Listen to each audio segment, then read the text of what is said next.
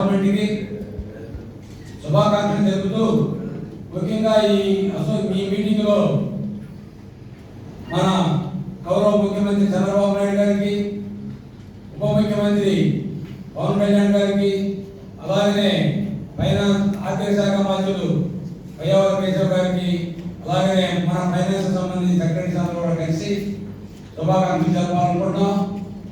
ఆ తర్వాత గవర్నమెంట్ స్థితిలో పడిన తర్వాత మరలా మన డిమాండ్స్ ఏవైతే ఉన్నాయో ప్రభుత్వం దృష్టికి తీసుకుని వెళ్ళి అవి సాధించాలని నిర్ణయించడం జరుగుతూ ఉంది. ఆ క్రమంలోనే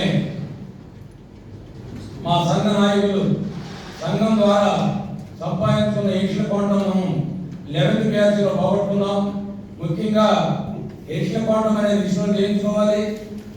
అలాగనే 12వ బ్యాచ్ కమిషన్ కూడా వెంటనే నియమించాలని, ముఖ్యంగా 1/7/2018 ఉన్న డిఏని సందర్భం ఇవ్వలేదు, అవి కూడా ఇవ్వాలని, అలాగనే 11వ బ్యాచ్ సంబంధించిన ఏది ఇవ్వలేదు. ఈ మధ్యలో 1/4 వాళ్ళకి గ్రాట్యుటీ 16 లక్షలు ఇవ్వాలని అనేక మంది డిమాండ్ చేస్తూ ఉన్నారు. అలాగనే కోవిడ్ పీరియడ్లో మార్చి 20లో దాదాపు ఒక రాష్ట్రంలో 500 మందికి 15 రోజులు పెన్షన్ ఇంతవరకు ఇవ్వలేదు. వీటన్నిటి మీద కూడా రాష్ట్ర ఈసీలో సూచనలు చేసుకొని దాని మీద గవర్నమెంట్కి ఒక రిప్రజెంటేషన్ ఇవ్వస్తున్నాం. ఇదంతా కూడా తాత్కాలికంగా గవర్నమెంట్ సెటిల్ అయిన తర్వాతనే ఈ ఇష్యూకి గవర్నమెంట్ మా అసోసియేషన్ తరఫున రిప్రజెంట్ చేయాలనుకుంటున్నాం. ముఖ్యంగా మేము ప్రతి నెల 5, 8, 12 తారీఖుల దాకా పెన్షన్ కోసం ఎదురు చూసేవాళ్ళం. కానీ ఈ నూతన గవర్నమెంట్ వచ్చిన తర్వాత 2వ తారీఖునే పెన్షన్ ఇచ్చినందుకు రాష్ట్ర సంఘం తరఫున మా రాష్ట్ర సంఘ సభ్యులు, మా సంఘ సభ్యులందరి తరఫున కూడా ఈ ప్రభుత్వానికి శుభాకాంక్షలు తెలియపరుస్తున్నాం. అలాగనే రాష్ట్రంలో ఉన్న 3,65,000 మంది పెన్షన్లు కూడా ఇబ్బందిగా ఉంది. మీరు ఎడిషనల్ క్వాంటం తీసేశారు, మీరు 11th బ్యాచ్ తగ్గించారు. ఇవన్నీ కూడా మీకు చాలా ఇబ్బంది అవుతుందని జేఏసీ నాయకులు కానీ, ఆనాడు మాకు గవర్నమెంట్లో ఉన్న ప్రభుత్వ నాయకులు కానీ, రాజకీయ నాయకులు కానీ మీరు చెప్పడం జరిగింది. 3,65,000 మంది పెన్షన్ కూడా చాలా సుముఖంగా ఉన్నారు. వృద్ధాప్య మీద పాటు మీకు చెప్పలేదనుకుంటే కుదరదని ఆనాటి మా జేఏసీ నాయకులు కానీ, చీఫ్ సెక్రటరీ గారికి కానీ, మిగతా వాళ్ళకు కూడా మేము తెలియపరచడం జరిగింది. ఎవరైతే మమ్మల్ని కలవడానికి ప్రయత్నించారో వాళ్ళందరూ కూడా మా పెన్షన్ సంఘం తరఫున ఒకటే నివేదించాం.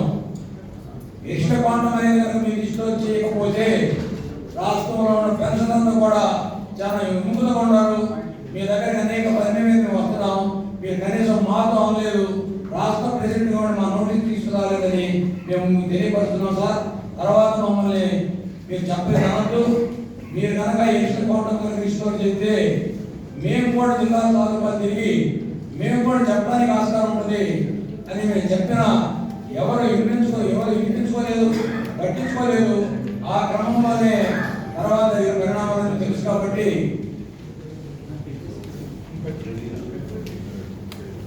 ఆ క్రమంలోనే చెప్పిన దాని ఎఫెక్ట్ మీరంతా తెలిసిందే.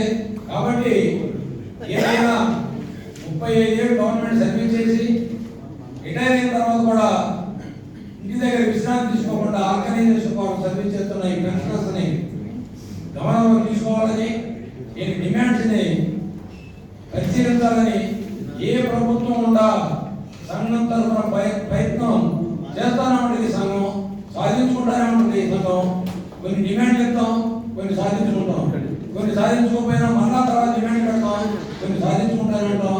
గవర్నమెంట్ కొన్ని ఇస్తానే ఉంటుంది, దానికి గవర్నమెంట్ ధన్యవాదాలు చెప్తానే ఉంటాం. కాబట్టి సంఘం అనేది ఇది 50 సంవత్సరాల నడుపుతా ఉంది. కాబట్టి ఈ సంఘం తరఫున ఏ గవర్నమెంట్ ఉండా, ఏ ముఖ్యమంత్రి గారు ఉండా, ఎవరుండా వాళ్ళ నోటీస్ మా ఇబ్బందులు, మా సమస్యలు తీసుకెళ్ళడం పరిష్కరించుకునే ధైర్యంగా పనిచేస్తుంది. కాబట్టి ఈ సభాముఖంగా రాష్ట్ర సంఘం ఈసీ తరఫున ప్రెస్ వారికి కూడా తెలియజేసేది ఏమంటే ఈ చెప్పిన పాయింట్లన్నీ కూడా ఓపెన్ చేయాలని రిక్వెస్ట్ చేస్తూ థ్యాంక్ యూ వెరీ మచ్.